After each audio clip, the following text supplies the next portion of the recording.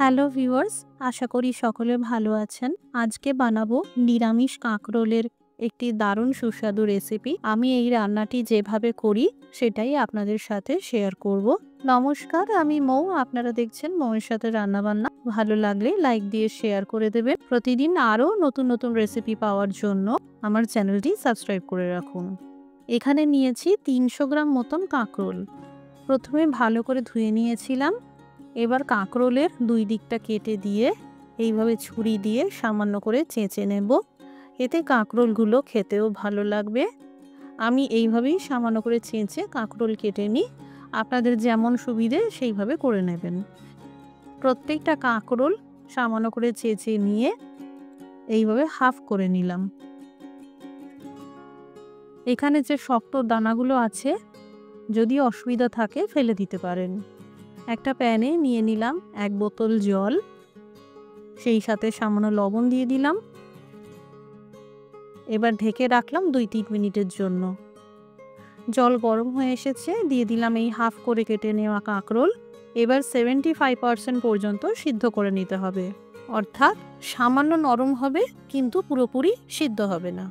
কাঁকরোল কিছুটা নরম হয়ে গেছে, এবার ভালো করে জল ঝরিয়ে তুলে নিলাম। এবার এই কাঁকরোল ঠান্ডা করে নিতে হবে।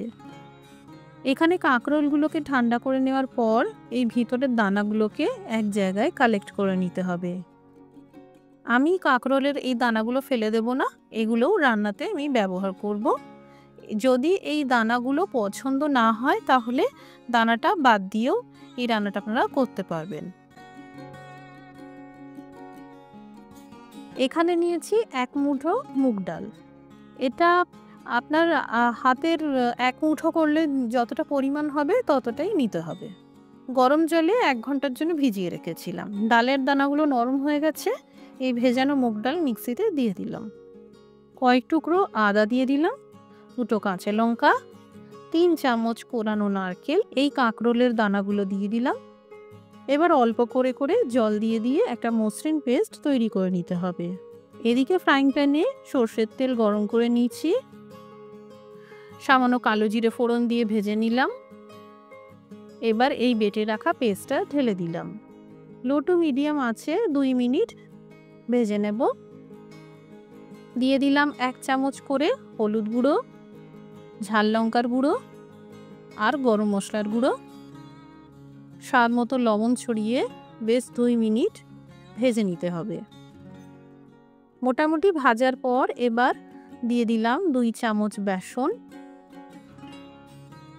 আরও 2 মিনিট মতন ভেজে নিলাম। বেসন দিলে পুরের টেস্টটা অনেক বেটার হয়। এবার এই মিশ্রণ পুরোপুরি ঠান্ডা করে নিতে হবে। মিশ্রণ এখানে ঠান্ডা হয়ে গেছে। এবার কাঁকরোলের ভেতরে এই মিশ্রণ কিছু পরিমাণ করে নিয়ে পুরের মতন ভরে দিতে হবে। নানান রকম স্বাদের পুর তৈরি করে কাঁকরোলের মধ্যে ভরা হয়ে থাকে।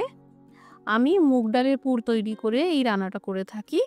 এই মুগ ডাল দিয়ে পুর তৈরি করে কাঁকরোলের রান্নাটা খেতে খুব ভালো লাগে। একবার এইভাবেও বানিয়ে দেখতে পারেন। এইবার এইভাবে প্রত্যেকটা কাঁকরোলের মধ্যে পুর ভরে নিতে থাকবো। এদিকে ফ্রাইং প্যানে সর্ষের তেল গরম করে নিচ্ছি। এই পুর ভরা কাঁকরোলগুলো গরম তেলে জাস্ট হালকা করে ভেজে নিতে হবে। এভাবে ভেজে নিলে কাঁকরোলগুলো বেশ মুচমুচে হয়ে যাবে। ভাজা হয়ে গেলে তেল থেকে তুলে নেব। এবার ফোড়নে ভেজে নিলাম 1 চা চামচ আস্ত জিরে, একটা শুকনো আস্ত লঙ্কা, জলে গুলে রাখা 2 চামচ আদা বাটা দিয়ে দিলাম। এই সময় আঁচটা কম থাকবে। দিয়ে দিলাম আধা চা চামচ হলুদ গুঁড়ো, আধা চা চামচ ঝাল লঙ্কার গুঁড়ো, আধা চা চামচ কাশ্মীরি লঙ্কার গুঁড়ো। 2 মিনিট এই গুঁড়ো মশলাগুলো ভেজে নিয়েই দিয়ে দিলাম এই টমেটোর পিউরি। এখানে 2টো বড় সাইজের টমেটোকে বেটে নিয়েছিলাম। মশলা থেকে তেল আলাদা হওয়া পর্যন্ত ভাজতে হবে। এবার দিয়ে দিলাম 1 চামচ ধনের গুঁড়ো, 1 চামচ জিরের গুঁড়ো, 1 চামচ চিনি। আবারও 2 মিনিটের জন্য ভেজে নিতে থাকবো। এই রান্নায় মশলা খুব ভালো করে ভেজে নিতে হবে। এবার দিয়ে দিলাম 3 থেকে 4 চামচ মতন কাজু বাদামের পেস্ট। এখানে 5 থেকে 6টা গোটা কাজু সামান্য জল দিয়ে মিক্সিতে বেটে নিয়েছিলাম। মশলা একদম ভাজা ভাজা হয়ে গেছে। এই পর্যায়ে দিয়ে দিলাম 1 গ্লাস আর 1 কাপ মতন গরম জল।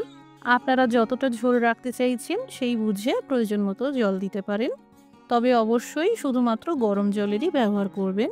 স্বাদ অনুসারে লবণ দিয়ে দিলাম। এবার কম আঁচে ঢেকে 3-4 মিনিট এই গ্রেভি রান্না করে নেব। আমি এতটাই ঝোল রাখবো। এবার দিয়ে দিলাম এই পুর ভরা কাঁকরোলগুলো। পুর ভরা কাঁকরোলগুলো দিয়ে ঝোলের মধ্যে বেশি নাড়াচাড়া করা যাবে না, না হলে ভেঙে যেতে পারে বা ঘেঁটে যেতে পারে। এবার জাস্ট 2 মিনিটের জন্য আর একটু ঢেকে রান্না করে নেব। 2 মিনিট পর এবার ঢাকা খুলে দিয়ে দিতে হবে আধা চা চামচ গরম মশলার গুঁড়ো আর সুন্দর গন্ধ আর স্বাদের জন্য 1 চামচ গাওয়া ঘি। তৈরি হয়ে গেল নিরামিষ পুর ভরা কাঁকরোলের একটি সুস্বাদু রেসিপি।